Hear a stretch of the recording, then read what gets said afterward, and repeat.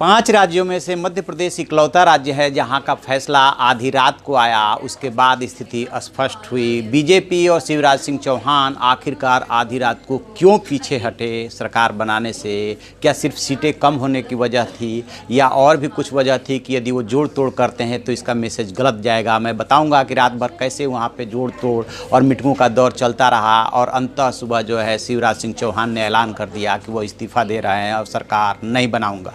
मैं हूं Vidyashankar Tiwari, India news के डिजिटल चैनल इन खबर के लिए।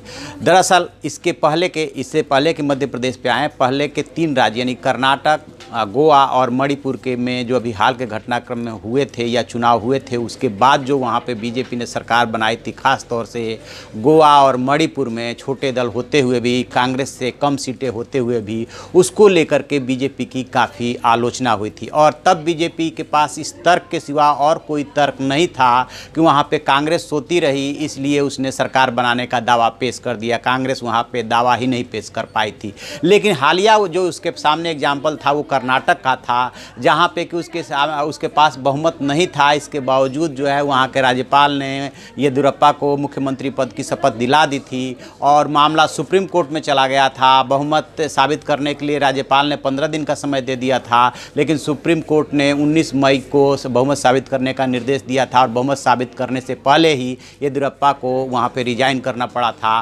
कांग्रेस और जेडीएस ने और बीएसपी ने वहाँ मिल करके एक तरह से पोस्ट इलेक्शन अलायंस बना लिया था और येदियुरप्पा जो है बहुमत का जुगाड़ नहीं कर पाए थे। यही कुछ परिस्थितियाँ मध्य प्रदेश में शिवराज सिंह चौहान के सामने पैदा हो गई थी, क्योंकि जो आदर्श जीते थे, बीएसपी के 2, सपा के 1 और 4 2 आदर्श थे, उनमें से आदर्श में ज़्यादातर कांग्रेस के बागी थे। बीएसपी ने ऐलान कर दिया था कि वो किसी भी सूरत में बीजेपी का समर्थन नहीं करेगी और सपा ने भी कर दिया था। तो ऐसी इन परिस्थितियों में उनके सामने एक ही विकल्प बचता था कि वो सरकार बनाने से पीछे हटे, क्योंकि 2 चीज़ों का बीजेपी को डर लग रहा था। एक तो कि चूँकि आप इन 4 राज्यों में, 5 राज्यों में खास तौर से इन 3 राज्यों में, उत्तर भारत के 3 राज्यों में आप हारे हो, तो उस हार को विनम्रतापूर्वक स्वीकार कीजिए, नहीं तो जनता में गलत मैसेज जाएगा और 4-5 महीने बाद ही लोकसभा का चुनाव है। और दूसरा उनके सामने दिक्कत यह था कि कोई भी निर्दलीय या कोई भी आदर्श साथ आने को तैयार नहीं दिख रहा था। ऐसी परिस्थिति में यदि उन्हें राज्यपाल शपथ दिला भी देते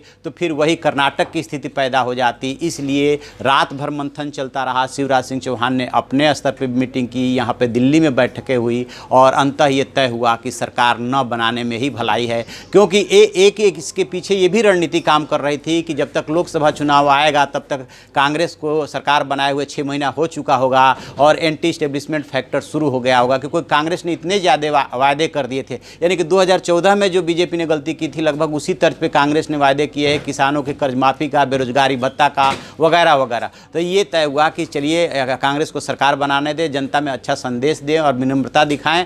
और फिर जो है सुबह जो है प्रेस कॉन्फ्रेंस करके और शिवराज सिंह चौहान ने अपने कदम का ऐलान कर दिया। तो इस तरह से रात भर बैठकों का दौर चला और अंततः ये तय हुआ। तो आप ऐसी खबरों के लिए देखते रहिए हमारा डिजिटल चैनल इन खबर और उसे सब्सक्राइब कीजिए।